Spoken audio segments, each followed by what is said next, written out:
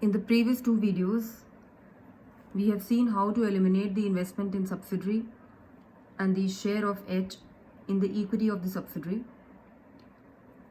We have seen how to eliminate these two things while preparing the consolidated balance sheet. And we have seen a summarized version of all the steps involved in preparing the consolidated balance sheet, which includes calculation of the pre and the post acquisition profits and reserves, calculation of the minority interest, calculation of goodwill capital reserve, closing balance of consolidated P&L account, closing balance of the consolidated general reserve account, and finally preparing the consolidated balance sheet once you eliminate the intercompany owings and unrealized profits on the intercompany transactions. Now we will see all these steps which are left out in details. You can just refer to, I'll just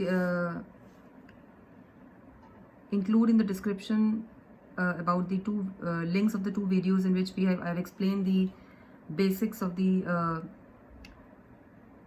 basic concepts of the holding company, subsidiary company, and the initial basic concepts involved in the holding chapter, as well as the video on eliminating the investment subsidiary and the share of H in the equity of the subsidiary.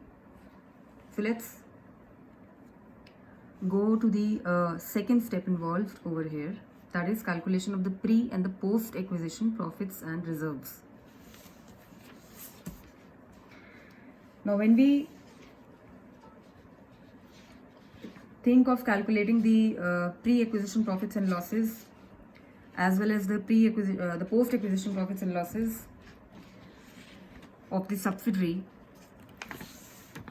and we have to calculate the share of the holding and the minority in these profits or losses, then we have to deal with we may have to deal with certain kind of situations, you can say, or certain items, and these items can be listed out as follows. You may have to deal with the profit and loss account. You may have to deal with the dividends, and this dividends may be inclusive of final dividend, proposed dividend, interim dividend, equity dividend, preference dividend, and so on.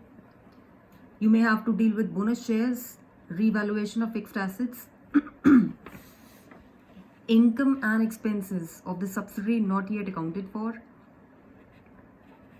treatment of reserves created during the current year. Now,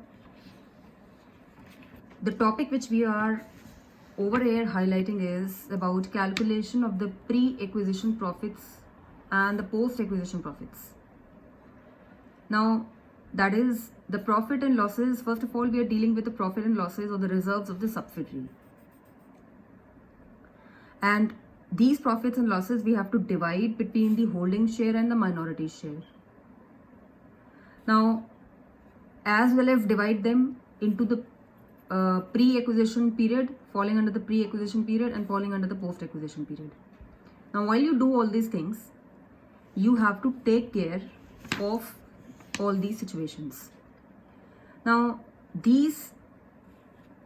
all these topics are separate topics in themselves also, as well as they can be covered under the calculation of the pre and the post acquisition profits also.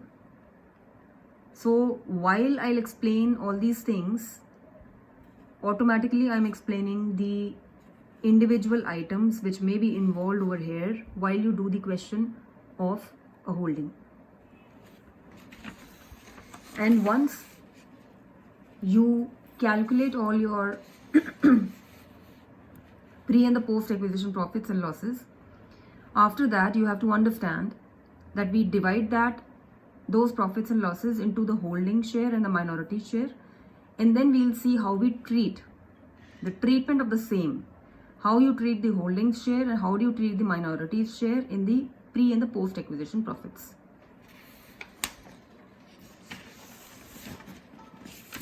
The first situation we have lifted out is dealing with P&L account. Now, This is the P&L account of the subsidiary. Now this P&L account may be given at the date of acquisition. It can be given to you in the question on the date of acquisition, or it may be given at a date which is prior to the date of acquisition. So, and those which are given after the date of acquisition will be having the same treatment as if it is given at the date of acquisition. So let's see, if you are given a P&L account balance in the question, then how your pre and post acquisition profits and reserves will be calculated. Let's see a question. You're given a question which says, from the following, calculate the holding share and the minority share in the pre-acquisition profits, and you're given an extract of the balance sheet. The extract of the balance sheet is giving you some amount of information on holding and subsidiary. It says equity share capital of both the holding and the subsidiary is given to you, and each share is of the face value of 10 rupees. The P&L account is given as on 31st/3/18. These are the closing balances of both holding and the subsidiary, and there are investments in S Limited account, which obviously will get reflected in the holdings balance sheet. You're further given the information that H Limited acquired 30,000 equity shares in S Limited on 1/7/17. The P&L account of the S Limited as on 1/4/17 was 2 lakh. Now, we have already seen in my previous video that how to come up with the basic data information given in the question. So I am just doing that for this question. Let's see. Your basic data involves the date of acquisition is 1/7/17 because on 1/7/17 H acquired 30,000 shares in S. 30,000, this is having the face value, each share is having the face value of 10, which means 50,000 shares are there, out of which 30,000 was acquired by H on 1/7/17. So date of acquisition is 1/7/17. Then you have to understand that what is my pre-acquisition period. My pre-acquisition period starts from the starting date of the current accounting year, which is 1/4/17, and goes up till the date of acquisition, which in this case is 1/7/17. So the period from 1/4 to 1/7 is consisting of 3 months. Then post-acquisition period is consisting of 9 months over here, starting from 1/7/17 going up till 31st March 2018. And similarly, you have to find out your holding share and the minority shares. 30,000 by 50,000 200 gives you the holding share, which is 60%. And the rest is minority shares. Now, whenever we do a division of the profits into the pre and the post, the division is done with the help of a table which we call as the analysis of profit table. So let's see how to prepare that analysis of profit table.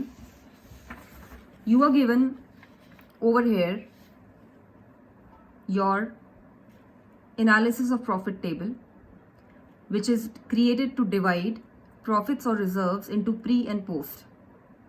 The pre-acquisition profits, we call them as capital profits, and the post-acquisition we can call them as revenue profits.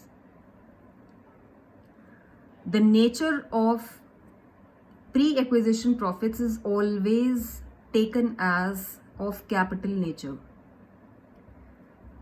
And the nature, of course, in the post-acquisition period will depend upon what the item is. Say if there is a revaluation reserve involved in the post-acquisition period, then that revaluation reserve in itself is of capital nature, and so will be treated as of capital nature. And any profit earned from the operation of the business will be taken as that of revenue nature and will be categorized under the revenue profits. So the basic nature of the item will tell you how or what is the nature and how the treatment is according to the post-acquisition period. But whatever the nature of the individual item of profit or even loss, if falling under the pre-acquisition period, will always be taken as that of capital nature. Now, let's see how we have done the analysis. This is a pre-acquisition profits, which we can also call capital profits, and this is post-acquisition profits, which we can also call revenue profits. To start with, you are given in the question the P&L balance as on 1/4/17 was 2 lakhs. Now, if you are given in the question the opening balance, this is the opening of the current year. If you are given the opening balance in the question, then it is always better to prepare the P&L account in order to understand any hidden information. If we prepare the P&L account in this case, and this P&L account is for the subsidiary, then let's see how it goes. The opening balance brought down is 2 lakhs. So we take 2 lakhs. And the closing balance, which is given from in the extract of the balance sheet, is 3 lakhs. So you take 3 lakhs. The difference is profit earned. Now this profit earned is the profit earned during the year. And over here, we have to analyze this profit. We have to analyze this profit and accordingly divide the profit into 2 categories, that is, the profit which was earned in the pre-acquisition period and the profit which was earned in the post-acquisition period. Let's see how we do that.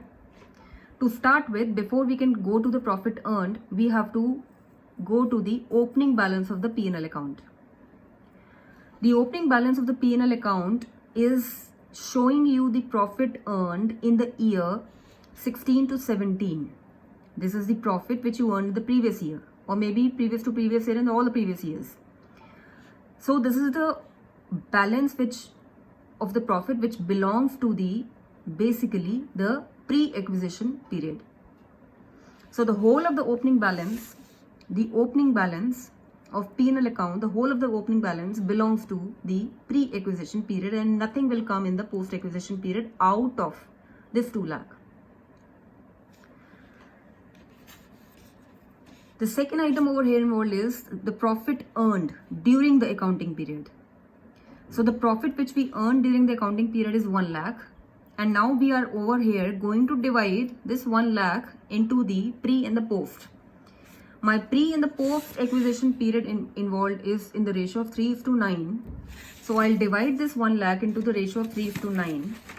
Divide it in ratio 3:9. Which comes up to be 25,000 and 75,000, which will be taken up in the different categories of the pre and the post.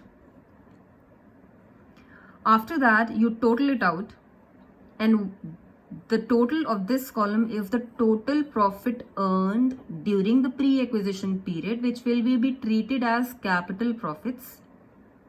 Though this 25,000 is the profit which you have earned from your business operations, still it will be treated as that of capital in nature, and 75,000, which is again the profit which earned from during the year out of the business operations, will be treated as of revenue nature because it is coming and falling under the category of post-acquisition period. So the total is 2,25,000 and 75,000, and this total of the pre and the post will be divided amongst the holding and the minority. So 2,25,000, 60% goes to holding, 1,35,000, and 40% goes to minority, 90,000.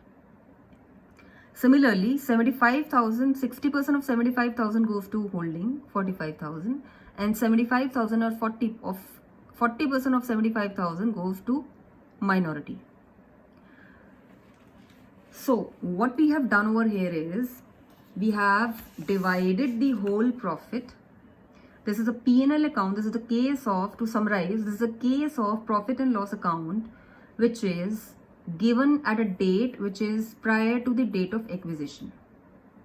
If you are given such kind of a question and such kind of a P&L balance in the question, then you are supposed to divide the whole thing, that is the opening balance as well as the profit earned during the year, into the pre and the post.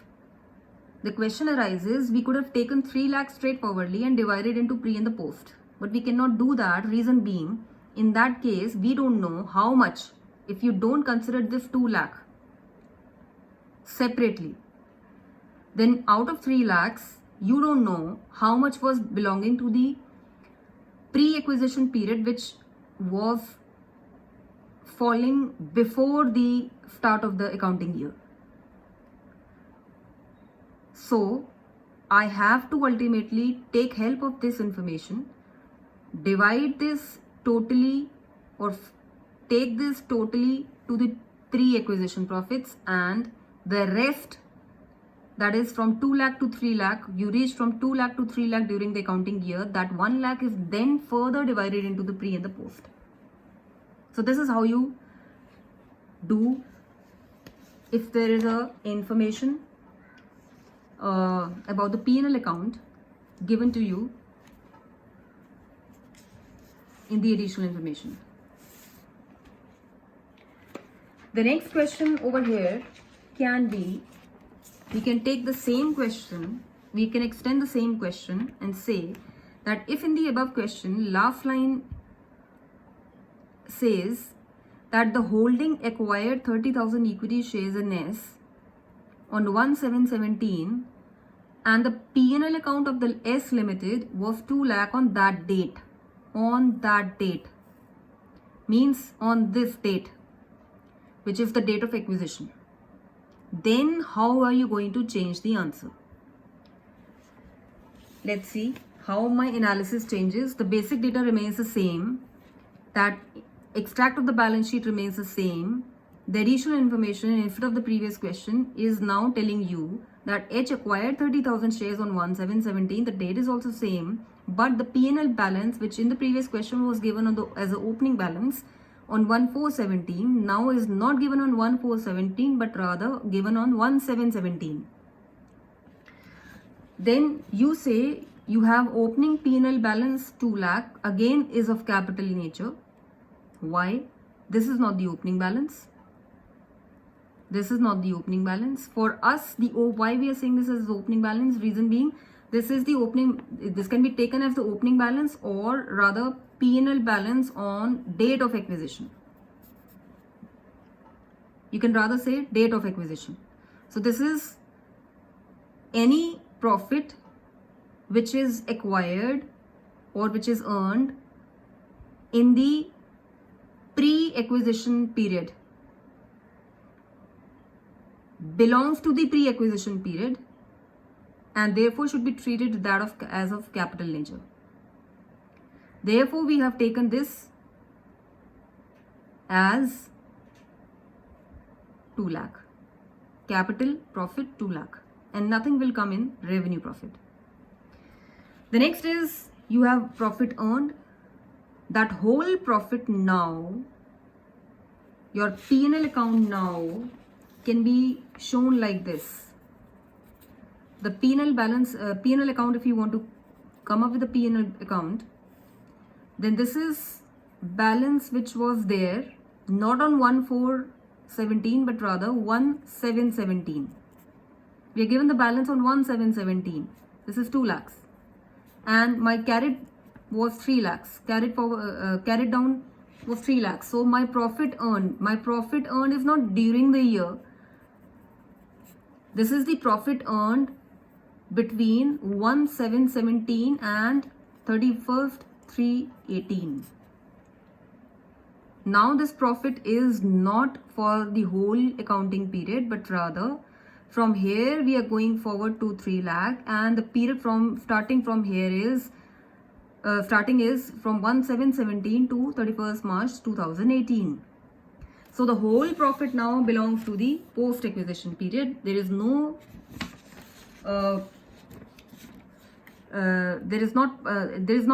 any requirement of dividing your 1 lakh into the pre and the post acquisition period.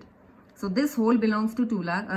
This whole 2 lakh belongs to the capital profit, and this 1 lakh belongs to the revenue profit. You simply divide that between the holding and the minority. 2 lakh is divided, 60% is taken to the holding, 40% out of 2 lakh is given to the minority, and similarly 60% of 1,60,000 is given to holding and the rest to minority. So I hope now you understand that what kind of information is given to you about the P&L account balance, on what date it is given. you have to consider that while you prepare your analysis of the profit table in order to divide and come up with the holding share in the pre and the post. Let's see the second situation or the item to be treated while you come up with the calculation of the pre and the post is all about dividend. Now dividends, you know, can be of various types. You can talk of proposed dividend. What is proposed dividend? Proposed dividend is the dividend which is being proposed by the board of directors, and it remains as proposed until and unless it is being passed in the general meeting, in the AGM, by the shareholders. So it will not be a liability till you pass the resolution in the AGM. Interim dividend is the dividend which is paid between two accounting dates. So between the two accounting year is interim dividend, and final dividend is the dividend which is ultimately paid at the end of the accounting year, which is being proposed and accepted by the board of directors in the AGM. By the shareholders in the AGM. So what kind of treatment you will be having and how all these dividends will be treated while you calculate the pre and the post, as well as while you prepare the consolidated balance sheet, is to be considered over here. So this is not just in relation to the calculation of the pre and the post, but rather also how you treat them in the consolidated balance sheet. So let's see. Now, any dividend received from the pre-acquisition profits, so whether it is final dividend or interim dividend, even equity or preference, any dividend received from the pre-acquisition profit is treated as capital profit or capital nature, and therefore will be credited to the investment in shares of subsidiary company account. I repeat, any dividend which is being received from the pre-acquisition profits is treated as of capital profit, as of capital nature, and therefore will be credited to the investment in shares of subsidiary company account. These dividends are treated as return of purchase price and therefore should not be transferred to the P&L account. Now, these dividends, why they are treated as return of purchase price? It is like this, that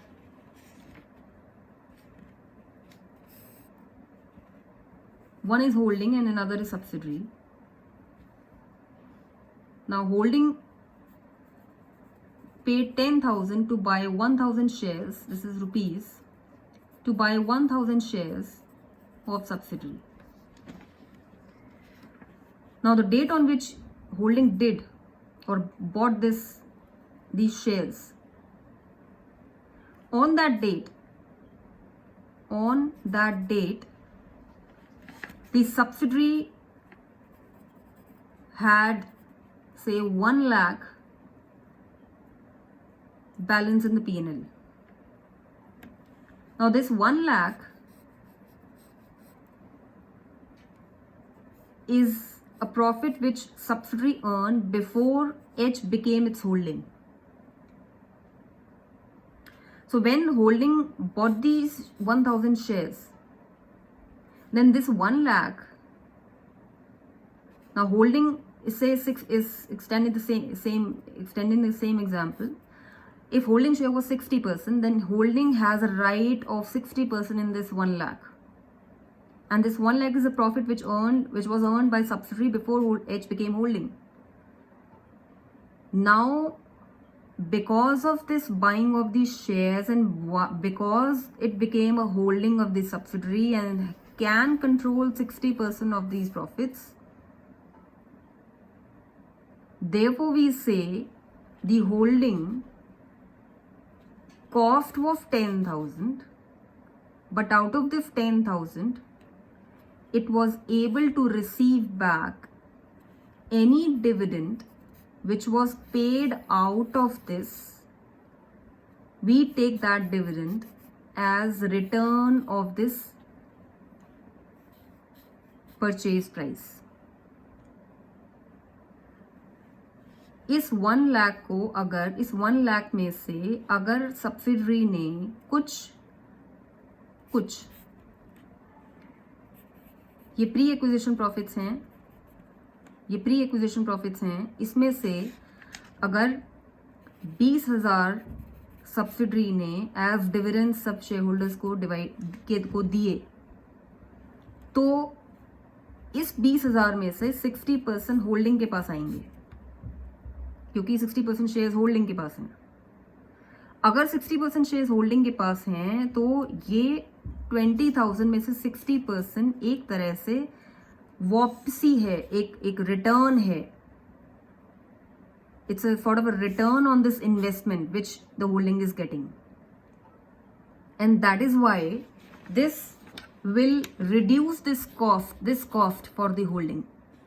To that extent it will reduce. What will be the impact? If I want to show it through this example only, then what is the impact? Your pre-acquisition, if I say this 1 lakh was pre-acquisition profits, then this pre-acquisition profit is getting reduced to the extent of 20,000, and your dividend is increased by 60% of that 20,000. And this 60% of this 20,000 will reduce your cost of investment. So let's see what we read right now. These dividends are treated as return of the purchase price and therefore should not be transferred to the P&L account of holding. Subsidiary ने जो dividends holding को दिए, subsidiary ने जो dividends holding को दिए, अगर वो डिविडेंड्स प्री एक्विजिशन प्रॉफिट में से दिए थे सब्सिडरी ने, तो वो पीएनएल अकाउंट, होल्डिंग के पीएनएल अकाउंट में नहीं जाएंगे. जैसे कि मान लो आपने कहीं पे इन्वेस्टमेंट किया, किसी के शेयर्स में इन्वेस्टमेंट किया और उस कंपनी के शेयर्स में से आपको डिविडेंड मिला, तो ये एक रिटर्न ऑन इन्वेस्टमेंट है. ये आपकी नॉर्मल इनकम आपके पीएनएल अकाउंट में ऐड होगा. नॉर्मल सिचुएशन में ये पीएनएल अकाउंट में ऐड होता है. This is your PNL, this is your revenue out of your investments. But over here we will not do that. We will not do that. Reason because this dividend is being paid out of pre-acquisition profits, which needs to be capitalized, which needs to be treated as of capital nature. Why? Reason because it is to be taken as the return of my initial investment over here. The treatment is your opening balance of the P&L account gets decreased by the dividend amount.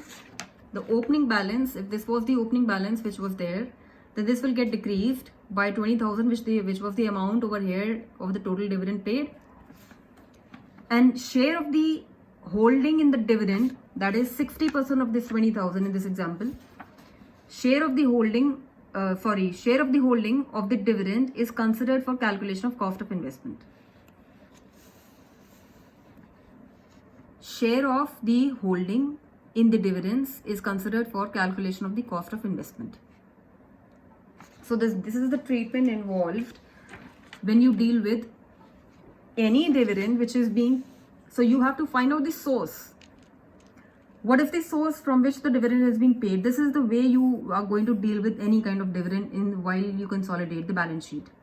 You have to understand that whatever dividend is being paid by the subsidiary, first understand that this is the dividend which is being paid by the subsidiary.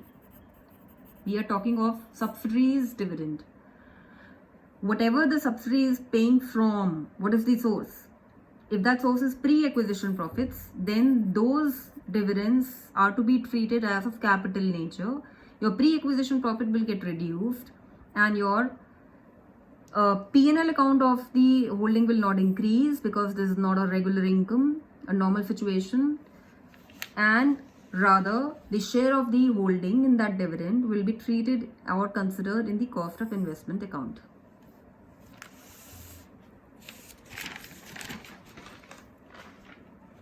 Let's see further.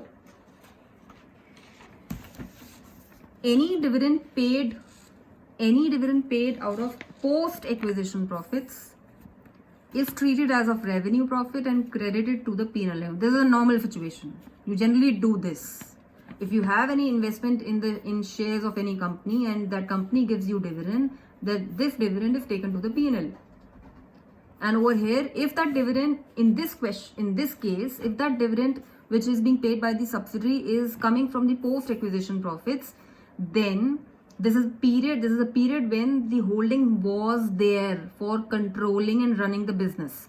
Therefore, anything which belongs to the post-acquisition period, if that is the source for the dividend, then that will go to the P&L account of the holding. So this is a sort of a summarization. If it is paid out of pre-acquisition profits, then treated as of capital nature, considered in the cost of control account, and the pre-acquisition profits will be reduced by such amount of dividend. And if it is out of post-acquisition profits, this is to be treated as revenue nature, will be considered in the P&L account, and the post-acquisition profits will be reduced. Post-acquisition profits will be reduced by such dividend amount. Let's see a question.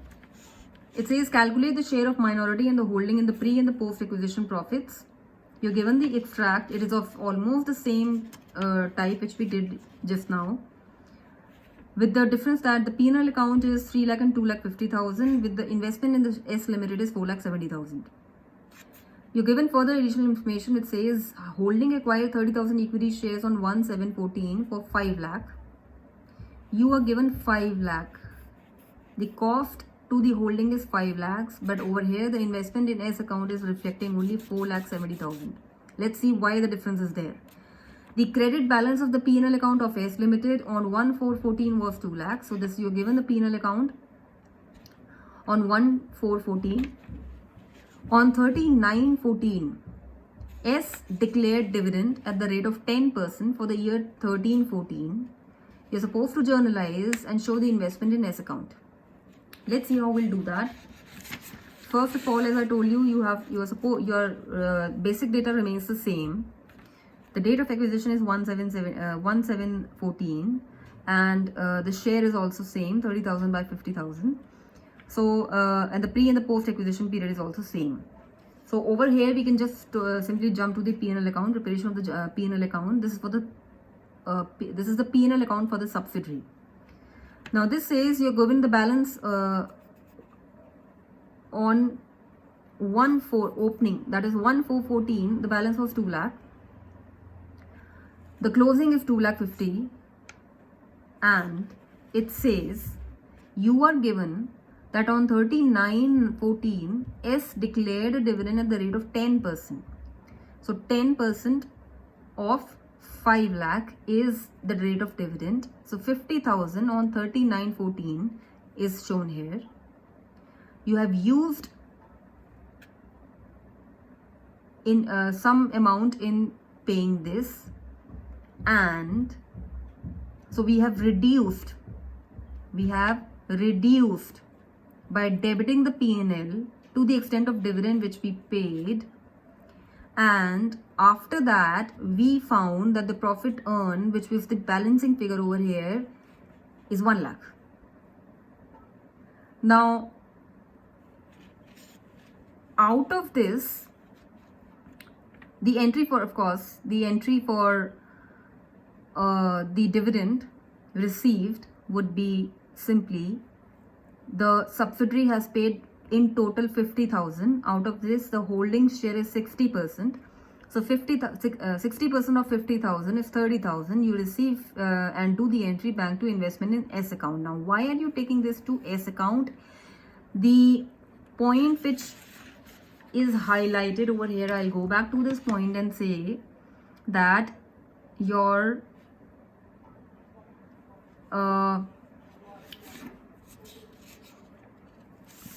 this point which says it will should not be transferred to the P&L account.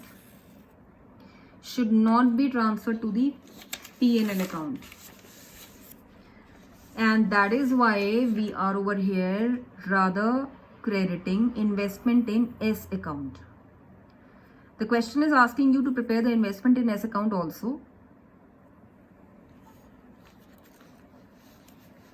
So the point is, you will not do this entry, bank to P&L account or bank to dividend and dividend to P&L. You will not do this entry. This entry is wrong. You will not credit P&L for the holding. This entry is in the H book. This entry will not be done. Rather, this is the correct entry. And let's see how your investment in S account is to be prepared. Investment in S account.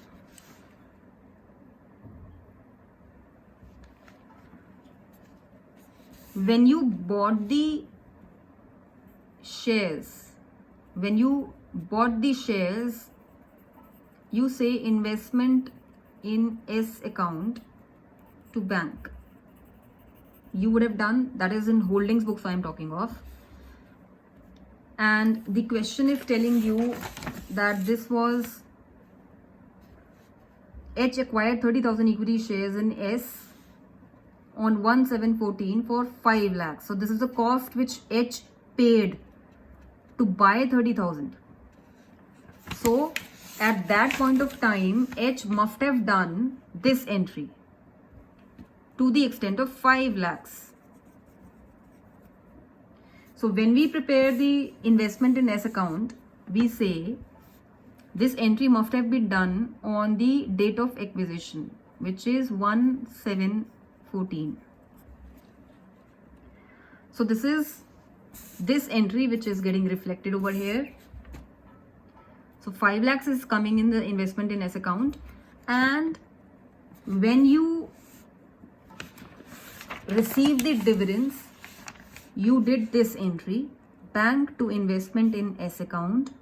So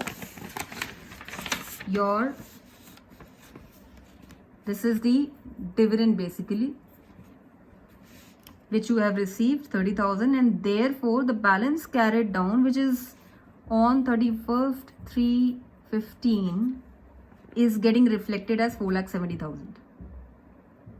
So it is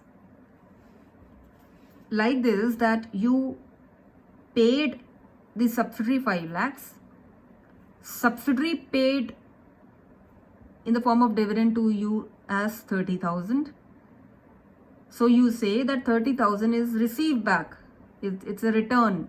You have returned. Some money is returned to you. And therefore only the left out cost is 4,70,000. Why we did this reason? Because this is being paid out of the profit which subsidiary had to the extent of 2 lakhs on the date of acquisition. So let's see the analysis of profits. Opening balance of P&L is 2 lakhs, which will be of capital nature. Again, will go in the capital profits. Nothing will go in the revenue nature profits. The profit earned we just saw is 1 lakh. Again divided in the ratio of 3:9, 25 and 75. The final dividend which is being paid, the final dividend is at the rate of 10% for the year 13-14. So it is over here sort of an assumption. You have to understand when you try to identify the source of the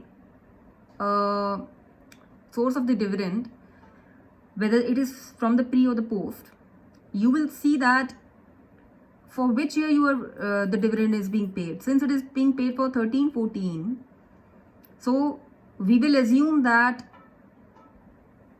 for paying this dividend, you would have used the profit which was there at the beginning of the year. it is an assumption over here, since dividend is being paid for 13-14, which is the previous year. We are in 15. This is on 31-3. We are in the year 14 to 15. And the dividend is being paid for 13 to 14. So we will assume over here, since the dividend is being paid for 13-14, so you will be using the profit which you earned for 13-14, which is in the beginning of the year is given balance as 2 lakhs. So that is why there is an assumption involved over here that the whole of the dividend is being paid out of the pre-acquisition profits, and accordingly we will be showing the treatment.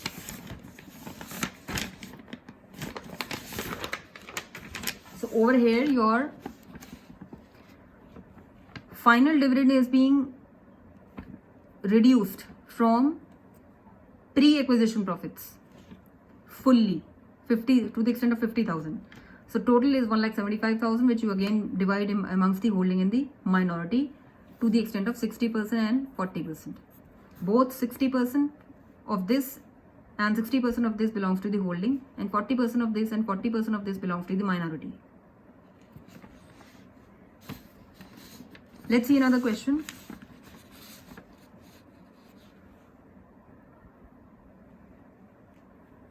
It says holding acquired 30,000 equity shares in subsidiary on 1/7/14 for 5 lakhs.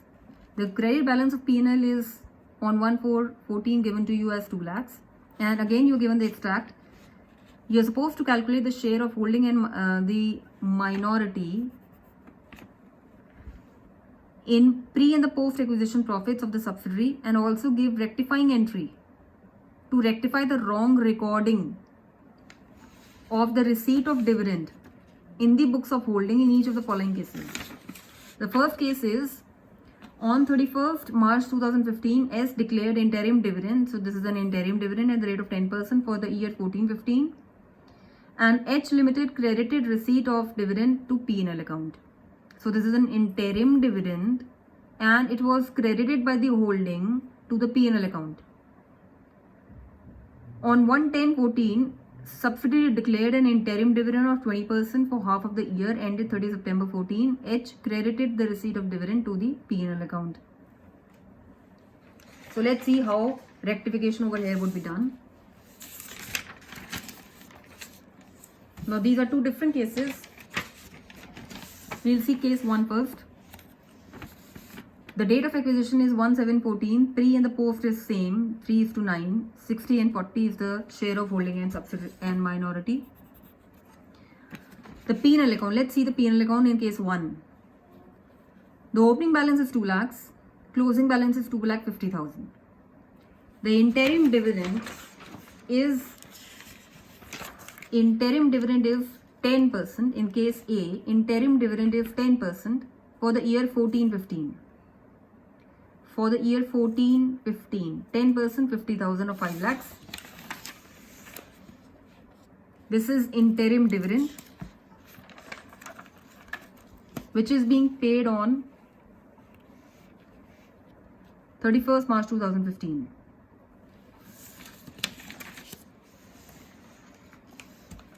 We say interim dividend 50,000, the profit earned is 1 lakh. Now let's see how we do the analysis. The opening balance remains same, 2 lakh, which is part of the capital profits.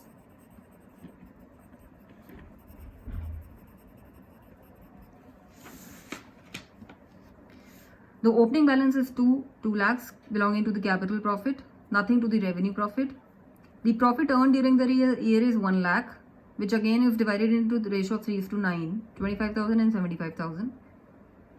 Interim dividend is also divided in the ratio of 3:9. So we say that 50,000, this 50,000 which you paid on 31st March 2015, we assume that since it is for 14-15, so the current year it is being paid from this profit earned during the current year. We will assume this, and accordingly, therefore, that is why we will divide the interim dividend into the ratio of 3:9 and reduce in the different categories. So this becomes the total, and accordingly we divide into the share of H and M. The rectifying entry, the question says that this profit, that in this dividend is being credited by holding to the P&L account. So obviously you will debit back the P&L account. By what amount? You will debit back how much? One thing, only the dividend which is being paid from out of capital profits needs rectification, one thing. What is that? The total dividend paid out of the capital profits is 12,500. So out of this we will take 60% of the 60% share of the holding, and we will do the rectification entry to that extent, and this we will credit to the investment in S account to the extent of 7,500, which is 12,500, 60% of 12,500. Accordingly, you will divide the totals between the holding and the minority. Let's see the second part. You are given the P&L account, opening balance, closing balance, interim dividend 50, the same 50,000 is there. Question says on 1/10/14, S declared an interim dividend of 20% for half year, ended 30th September 14. So this is 1/4/14 till 39/14. This is the period for which you are paying the interim dividend, and that too 20%. H has again credited this to the P&L account, so there would be a rectification entry again. You will say interim dividend 50,000. Why 50,000? Again, this is for half year. So 5 lakh into 20% into half, 50,000, and the profit earned is 1 lakh, same. How do you do the analysis? You say opening balance 2 lakh, going to the capital profit, profit earned during the year 1 lakh, same, divided into 3:9 ratio. Interim dividend over here now would be divided into 3:3 ratio. Why 3:3? The reason being,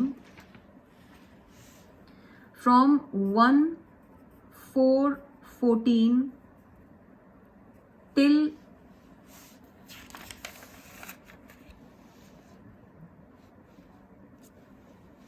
the date of acquisition, which is 1/7/14, till 1/4/14 till 1/7/14, 4, 5, 6, 3 months. This belongs to the pre-acquisition period. And from 1/7/14 to the date on which dividend is being paid, that is 39/14 or 1/10/14, 1/10/14, 7, 8, 9. These 3 months belongs to the post-acquisition period. So the total 6 months is further divided into 3:3. And therefore accordingly you will say 25 into 20 and is to 25. Again you have 2,50,000 as the total, which is to be divided between the holding and the minority, and the rectification entry will be same. The P&L account will get debited and the investment in S account will get credited. And how do you find the amount? This will be 25,000 is the total dividend which you paid, and out of that 60% is belonging to the holding, and therefore that is requiring the rectification. Let's see the third item involved over here. That is about treatment of reserves which are created during the current year. If it belongs to the pre-acquisition period, the effect on the pre-acquisition profits would obviously be, you will increase by that portion of the reserves created during the year which is attributable to the pre-acquisition period. And the post-acquisition period, the effect on the post-acquisition profits would be increased by that portion of the reserves created during the year which is attributable to the post acquisition period. So the reserves and surplus category in the consolidated balance sheet we are talking of, what is the impact on the profit portion, profit and reserve portion? They will get increased. They will get increased. What will get increased? Those reserves and surpluses which are pre-acquisition profits and reserves, they will get increased by what amount? By that amount which is attributable to the pre-acquisition period. And similarly, the reserves and surpluses under the post-acquisition period will increase by what amount? By that amount which is attributable to the post-acquisition period. This is simple. Let's see the bonus shares. The bonus shares again depends what is the source. If the source is issued, they are issued from the pre-acquisition profits, there is no accounting effect. Why? The holding share in the pre-acquisition profits decreases. The holding share in the pre-acquisition profits decreases while paid up value of the shares held by H increases. आपने क्या किया? For example 1 lakh का subsidiary का pre acquisition profit था.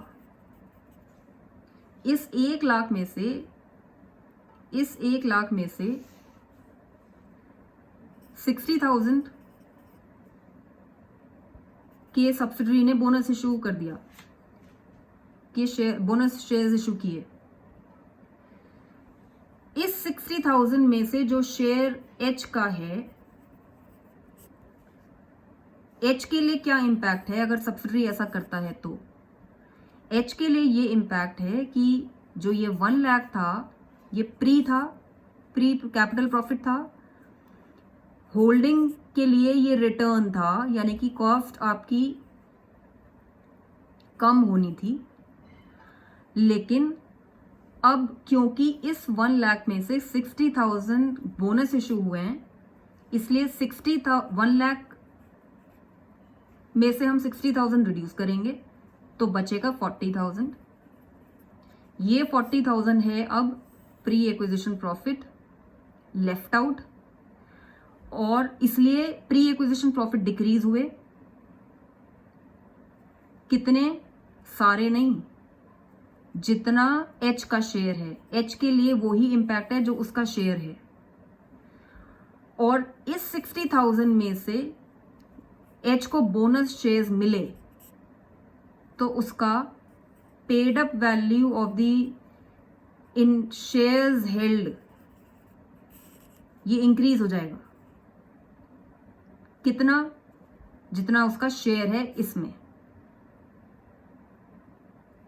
सो while paid up value of the shares held by her holding gets increased. एक जगह आपका ये रिटर्न कॉस्ट कम हो रहा है, ये रिटर्न कम हो रहा है क्योंकि कैपिटल प्रॉफिट्स कम है, और दूसरी जगह आपका पेड अप वैल्यू इंक्रीज हो रहा है, तो it is nullifying. So therefore it is having no accounting effect as such.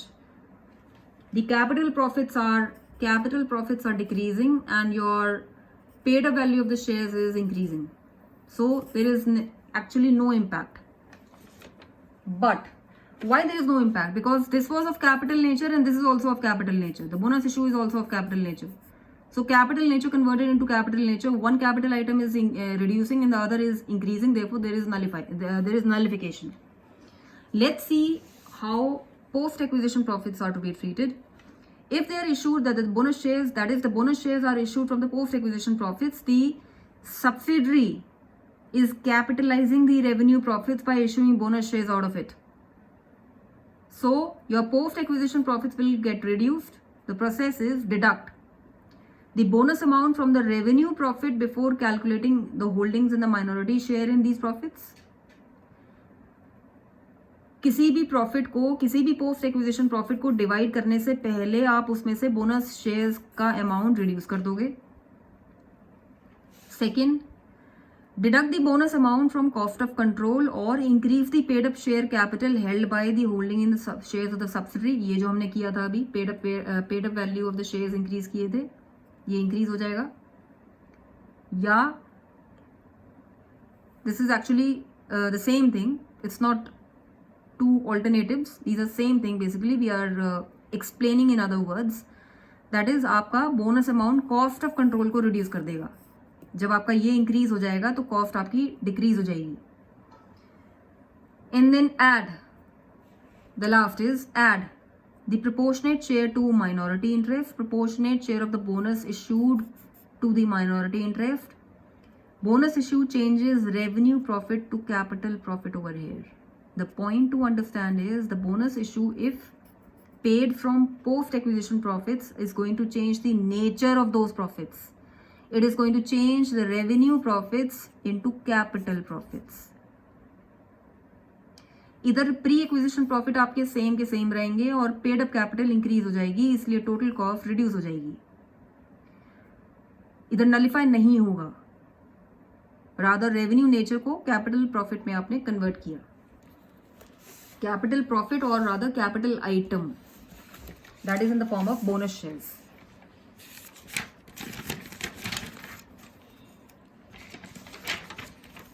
Next item involved over here is if there is a revaluation of fixed assets of the subsidiary. Subsidiary के fixed assets revalue कर रहे हो आप. कभी भी fixed assets को revalue करते हैं तो revaluation reserve create होता है. Of course, if there is a appreciation. If there is an appreciation. Otherwise, you have a capital loss. So let's see if you are revaluing the fixed assets of the subsidiary, what happens? How do you treat it and what all steps are involved? The firstly, it says calculate the profit and loss on revaluation. What is my reserve? What is my profit or loss involved? My revaluation profit would be the revalued figure. We are revaluing on the date of revaluation. Revalued figure as on date of revaluation given to you. From that, reduce the book value as on date of revaluation. If this is a positive figure, this is a revaluation profit. If opposite happens, यानी कि आपके पास 10 lakhs की एक land थी, उसको date of revaluation पे holding और subsidiary together they are agreeing that this land of 10 lakhs should be valued actually at 12 lakhs. So the revalued figure is 12 lakhs as on date of revaluation. From that you reduce the book value, so you will get the difference. So you had 2 lakh of profit. That profit is called revaluation profit. Similarly, if I take the opposite situations, it will become 2 lakh of loss. So the book value of the date of revaluation minus the revalued figure on date of revaluation. So one's first step is to calculate that profit or loss. Secondly, we will calculate the short or the excess depreciation. What is short or excess depreciation? Over here, the value of the land which will get reflected in the consolidated balance sheet is going to change from 10 lakhs to 12 lakhs. So there is an appreciation of 2 lakhs. On that appreciated value also you are going to, if any, depreciation is provided, then that depreciation, this is of question is of this example was of land. If I take it as of machinery, so machinery may have to be depreciated, and if that is to be depreciated, then you have to depreciate on this 2 lakh also, depending upon the information given to you in the question for how long or for how much period. So you may have to calculate short depreciation or excess depreciation. Let's see what depreciation we are calling short and what is excess. If you are having profit, obviously the depreciation, like in this example, you would have depreciated for the whole year, you would have depreciated on 10 lakhs if that would have been the machinery cost. But now you are valuing it as 12 lakhs. So on 2 lakhs, you must have not given the depreciation. So we are short of that depreciation. Short means kami. This is a shortage. So how do you calculate that? Increase in the fixed assets. So this is an increase of 2 lakhs. Apply the rate of depreciation and the period since the date of revaluation by 12 months. So for this period, the depreciation is short. The opposite happens if this is a decrease in the fixed asset from 12 lakhs to you're going to 10 lakhs, but you have provided the depreciation on 12 lakhs for the whole year. So you have provided depreciation which is extra on this 2 lakh. So this is excess depreciation. So you how do you find that? Decrease, which is again 2 lakhs. What is the amount of decrease I'm having in my machinery? From 12 lakhs to 10 lakhs. So 2 lakhs, apply the rate of depreciation, and the same the period since the date of revaluation upon 12 months. My accounting treatment. Let's see the accounting treatment. For the profit and loss on revaluation, the pre-acquisition profits are increased. If it is a loss, it will be decreased by the amount which is attributable to the pre-acquisition period. Now, how do you find out whether it is from the pre-acquisition period or not? You will have to find out by comparing the date of revaluation with the date of acquisition. Like, if say on 1/4/14 was your date of revaluation and you acquired on 1/7/14, then the date of revaluation is before the date of acquisition. It belongs to the pre-acquisition period. And of course, if it is the date of revaluation is after this, it belongs to the post-acquisition profit. So pre-acquisition profits are increased by the amount, or maybe you have to maybe divide the whole into different periods. So you have to maybe divide, and accordingly whatever is attributable to the pre-acquisition period, the pre-acquisition profits will increase or decrease if it's a loss. What happens with the depreciation? Depreciation is always provided at the end of the year, so it will always have an impact on the post-acquisition profits. The post-acquisition profits will be decreased if there is shortage, or it will be increased back if you have charged more depreciation by the depreciation amount attributable to the post-acquisition period.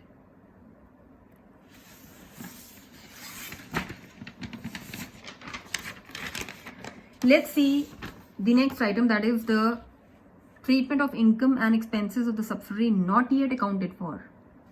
There are certain kind of income items and there are certain kind of expenses items which the subsidiary has not accounted for, means it is not given and included and considered in whatever information is given to you as per the balance sheet in the question. If there is an income item, the effect on the pre-acquisition profits would be, it will be increased by that amount which is attributable to the pre-acquisition period. कोई income item था, मान लो rent आपने receive करना था और ये rent belongs to the pre-acquisition period, तो आपके pre-acquisition period के profits increase हो जाएंगे, और अगर वो post-acquisition profit के period में था तो post-acquisition profit increase हो जाएंगे. It's simple. Find out to which period it belongs to, whether pre or post, and accordingly that profit pre or post will get increased. Why increase? Because this is an income item. Similarly, if it is an expense item, you will decrease. First, find out whether it belongs to the pre or the post, and if it is belonging to pre, decrease the pre-acquisition period because it is an expense item, and decrease the post if it belongs to the post-acquisition period. Now, with this, we have gone through the different items involved in calculation of the pre and the post-acquisition period, profits and reserves. And once you calculate all these things, just like you have done the analysis of profit table in these examples, similarly, you will keep on adding the items as per the different situations, whether bonus shares are there, whether dividend is there, whether any income or any fixed assets revaluation is there, or any depreciation on the same. Anything which will need adjustment will be adjusted over here and reflected in the analysis of profit table. And once you do all these, include all these items, and then in the end you will calculate the total, you will divide the totals in the pre-acquisition profits and divide them into holding share and the minority share, And similarly, the post-acquisition profits also you will divide between holding and minority. And let's see how do you treat once you divide. जैसे हमने ये सारे analysis of profit table बनाए हैं, you are getting 4 figures. The share of holding in capital profits is 1,20,000 and the share of holding in the revenue profit is 30,000. Similarly, the minority share in the capital profit is 80,000 and the minority share in the revenue profit is 20,000. So you're getting 4 figures over here. So I am over here talking of what to do with these 4 figures. The treatment of these 4 figures is, once we talk of the pre-acquisition profits, the holding share will be treated as of capital nature and they will be added, or if there is a loss, it will be deducted to the paid up value of the shares held by holding. So mainly you will be dealing them in cost of control account. What is cost of control account? We will see shortly. Minority will get added to the minority interest if it is a profit and deducted if it is a loss. The minority treatment is same for both pre and post. They get added if they are profits to the minority interest and deducted if there is a loss. So added or deducted if there is a loss to the minority interest.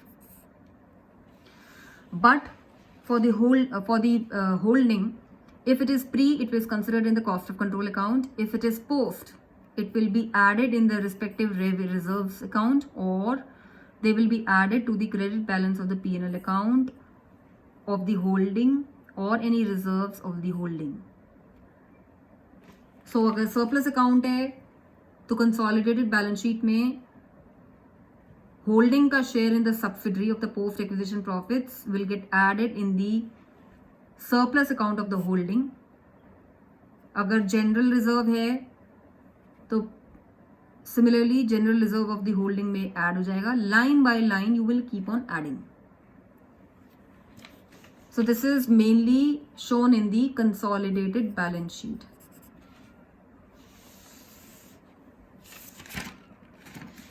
Let's see the third step involved over here. How do we calculate the minority interest? What is the meaning of minority interest?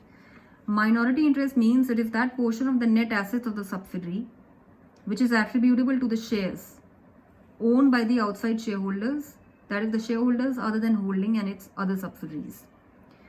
तो जो भी minority share holders के claim हैं उन सबको हम कह रहे हैं minority interest.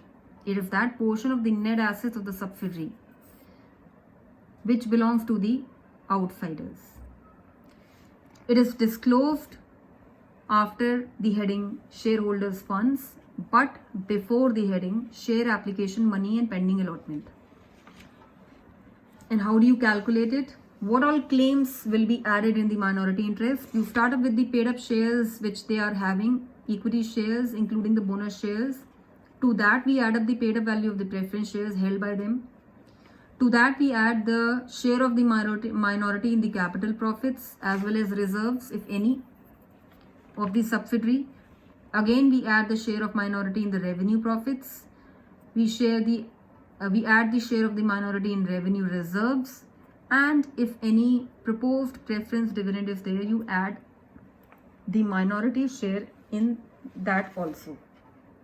Once you total it out, then these are nothing but the claims which the minority can have and will be added together and shown in the form of minority interest after the head in the balance sheet after the heading shareholders funds. So minority interest calculation is simple. You just add up all these things and you get the claims which minority can have and which you are supposed to show in the liability, equity and liability side after the heading shareholders funds. The next is step 4, which talks of calculation of goodwill or capital reserve. Now goodwill or capital reserve is calculated by taking the difference between the net cost of investment and the share of holding in the net assets. Net cost of investment कैसे calculate करेंगे और holding के share in net assets में क्या हैं? We'll just see that but you're going to take the difference between the two. If the net cost is more, that means you have paid more as compared to what you received in the form of net assets, and therefore that more payment is in the form of goodwill. If the opposite happens, the payment is less as compared to what you received in the form of net assets, then you have capital reserve. Let's see what or how you calculate the net cost of investment and the share of the holding in the net assets. The net cost of investment is the amount actually paid for purchasing the equity in the preference shares of the subsidiary. Just like in the one of the exam questions, you paid 5 lakhs and the balance sheet was showing 4.7 because you had already received 30,000 of dividend. So this is what you paid. 5 lakh will come over here. Minus dividend received out of the pre-acquisition profits, we have reduced 30,000 over here. Equity as well as preference. So this is the same item. Minus share of the holding in the proposed preference dividends of the subsidiary paid out of the pre-acquisition profits. All items over here would be coming only if this is belonging to the pre-acquisition profits. So this is the net cost. Initial cost 5 lakhs, say for example, minus the dividends which you have received because they were sourced out from pre-acquisition profits. So you will reduce that. And if any proposed preference dividend which is being proposed to being paid out of the pre-acquisition profits, again that will be reduced. So that is why we are saying net cost. The share of holding in the net assets of the subsidiary, you add up paid up value of the equity share including the bonus, paid up amount of the equity shares held by the holding in the subsidiary including the bonus. To that add up the paid up value of the preference shares by the held by the holding in the subsidiary, and to that add the share of the holding in capital profits or the pre-acquisition profits of the subsidiary. तो आपने basically shares और capital profits को add up किया, वो हम कह रहे हैं होल्डिंग का शेयर है नेट एसेट सब्सिडी के अंदर, और कॉस्ट ऑफ इन्वेस्टमेंट है जो आपने एक्चुअली पे किया जब शेयर्स खरीदे थे, और उस इन्वेस्टमेंट में से कोई डिविडेंड अगर रिसीव किया है, चाहे प्रपोज्ड है या इक्विटी है या प्रेफरेंस है, वो रिड्यूस होगा. सो this is basically investment minus my return on investment. So net investments मेरे को इतना पड़ा, ये शेयर्स मुझे इतने के पड़े, minus my assets, net assets in the subsidiary, my share in the net assets of the subsidiary. That we are calling as goodwill or capital reserve. If A is greater than B, goodwill. If A is less than B, capital reserve. Now, cost of control, important point. Cost of control is the excess of cost of investment. Iska excess over the intrinsic value of the shares acquired. Intrinsic value is nothing but the net assets of the share, right? So this is called cost of control. Basically, this is cost of control. Goodwill is taken as to be cost of control. If this is greater than, that is cost is greater than the amount of net assets which you are receiving. You can show this. You can do the calculation in the questions like in this format, or you can also show the same thing in a form of an account, which we call as the cost of control account. The cost of a control account over here, you made the payment. This is the debit side is going to reflect the payment. You paid how much investments in S account, and you received this much of paid up capital of the shares, this much of the capital profit, the share of holding. You receive bonus shares from the subsidiary, and the balancing figure can be a goodwill or a capital reserve. So this account is called the cost of control account, which is giving you the same calculation of goodwill and capital reserve, but in an account format. Now, before we go to the next step, there is a small topic left out, that is of preference shares. What to do with the preference share capital? if there is a preference share capital in the subsidiary, then this preference share can be the preference shares which are held by the outsiders, or they can be preference shares held by the holding. If it is held by the outsiders, of course, you will include in the minority interest. Amount which will be included is the paid up capital plus any dividend accrued till date of consolidation. So you will include the capital portion plus dividend portion. And then if it is held by the holding, then the paid up value is adjusted in the cost of control. We see this is share capital, this share capital can be equity as well as preference. So we are over here talking of the preference share capital held by the holding in the subsidiary. So that will be paid up value is adjusted in the cost of control in the same way as your equity shares. The cost of acquiring is debited to the cost of control. Over here, this investment will again be investment in equity shares and investment in preference shares. अगर आपने 1000 preference shares खरीदे 100 rupees के, लेकिन 100 rupees में नहीं 110 rupees में खरीदे, तो 110 into 1000 will come on this side and 100 into 1000 will come on this side. And of course, the acquiring is debited to the cost of control, and difference is either goodwill or capital reserve.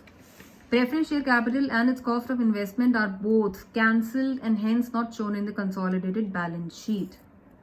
Preference share capital and its cost of investment, if held by holding, is similarly eliminated just like your equity shares we have seen in one of the previous videos.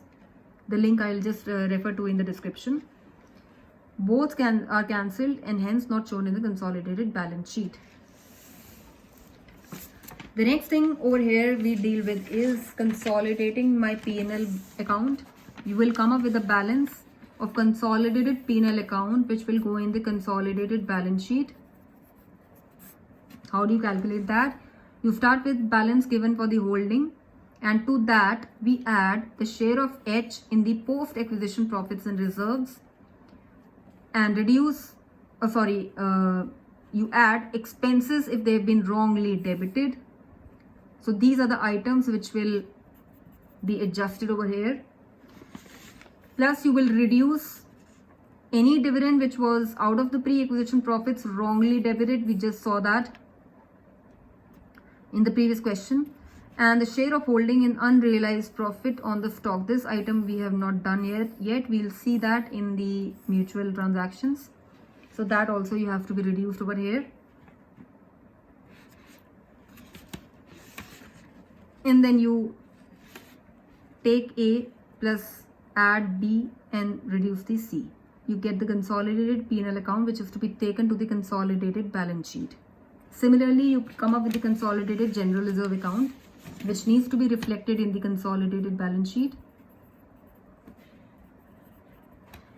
You start with the holdings balance, and into that add the share of the holding in the post-acquisition reserves, and you get the consolidated general reserve. Simple. And the last item over here involved is preparing actually the consolidated balance sheet after eliminating intercompany owings or transactions. Now over here the steps involved are: you start consolidating various assets and liabilities of the holding and its subsidiary on a line by line basis by adding together. So what it basically means is, if you are given a question and you're given a balance sheet, like in this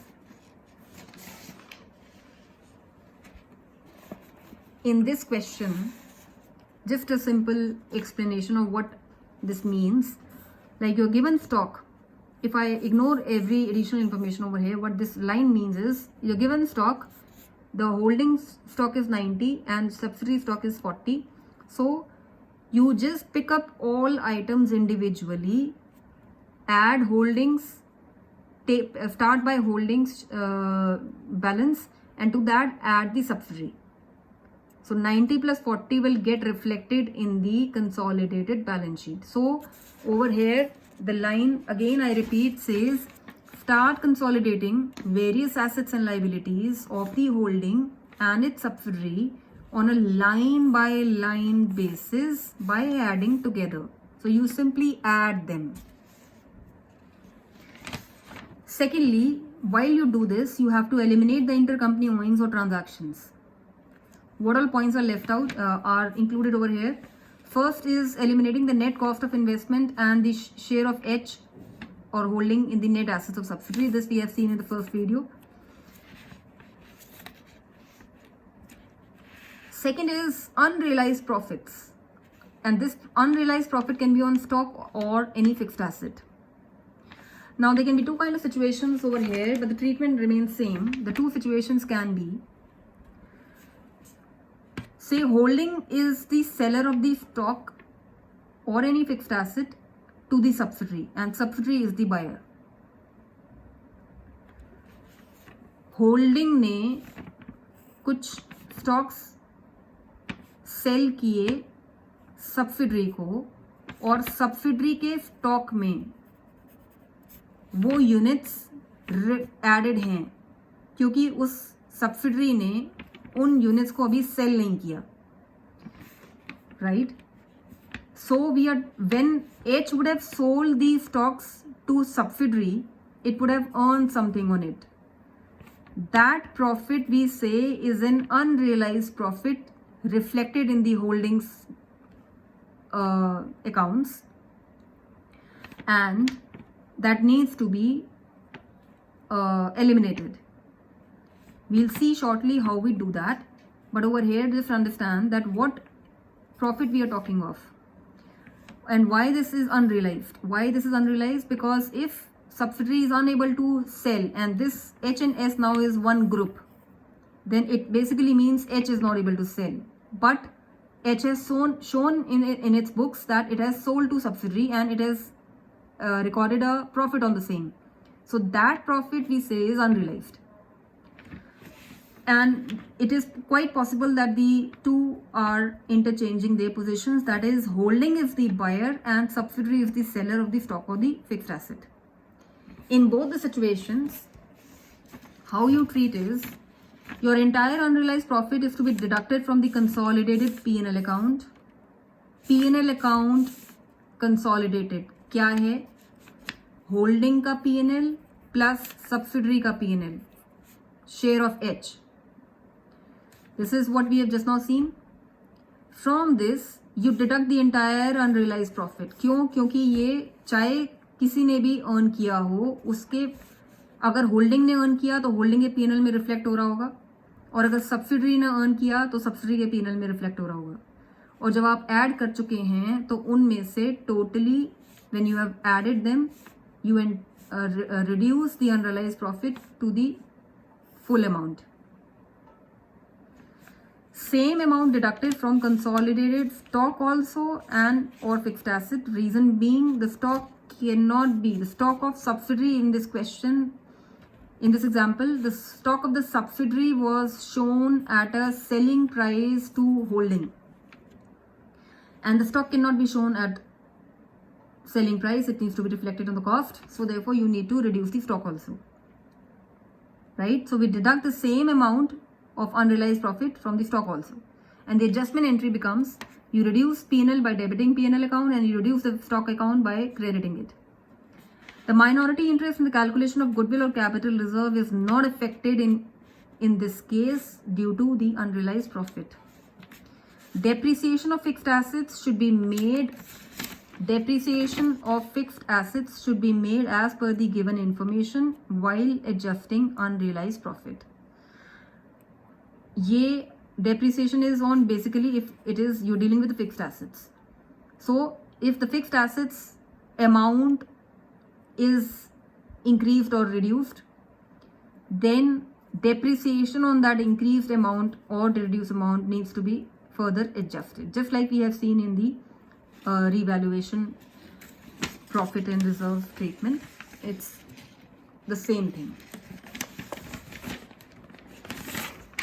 Further, if there are intercompany transactions involving any loans, any debtors, any bills of exchange, you simply say you debit back what earlier was credited and you credit what earlier was debited. So your bills payables or creditors will get debited and the bills receivable and the debtors will get credited so that you nullify and reduce the intercompany transactions. इसका मतलब basically ये है कि A और B या H और S, H is showing debtors, H is showing S as the debtors in its books, whereas S subsidiary is showing H as its creditor, and once we consolidate, the debtors and creditors needs to be removed. So this is what we are having over here through this transaction, and this can be for debtors or creditors, for loans, for bills of exchange, and so on. What to do with the remittances in transit? These are remittances in transit का मतलब है H ने कुछ goods और cash और whatever check subsidiary के लिए दिया, बट सब्सिडरी ने अभी उसको रिसीव नहीं किया. जब एच ने कैश दिया तो अपनी बुक्स को, अकाउंट्स को रिड्यूस किया होगा, लेकिन कॉरेस्पॉन्डिंगली सब्सिडरी को अपने अकाउंट्स को इंक्रीज करना था, लेकिन क्योंकि उसने रिसीव नहीं किया इसलिए उसने उसको अकाउंट को इंक्रीज नहीं किया. So this is, we say that cash और गुड्स और cheque whatever is still in transit. This is in transit. How to deal with that? The debtors of the company, for example, debtors of the company which was supposed to receive the amount. Who was supposed to receive? The subsidiary. The debtors of the company which was supposed to receive the amount are decreased. हम बोलेंगे as if it is ने receive कर लिया, so आपके debtors, subsidiary के debtors reduce हो जाएंगे, and cash of this company will get increase. Subsidiary का कैश इंक्रीज हो जाएगा. So this is how you deal with the treatment. And the last thing is mutual contingent liability. Any contingent liability in respect of bills drawn, for example, by holding और the subsidiary upon the subsidiary or the holding and discounted are eliminated. Means holding और subsidiary के बीच में contingent liability है, इन दोनों के बीच में contingent liability है, and there is no third party involved. As such, an example can be of that of bills drawn by holding upon subsidiary or by subsidiary on holding. Both the cases are involved, are included, and discounted are eliminated. Reason being, this is the same group and contingent liability is no more contingent. It is no more a liability. You cannot be contingently liable from yourself. So that is why it needs to be eliminated. Thank you. This is for all for today. I will come up with the practical questions very soon.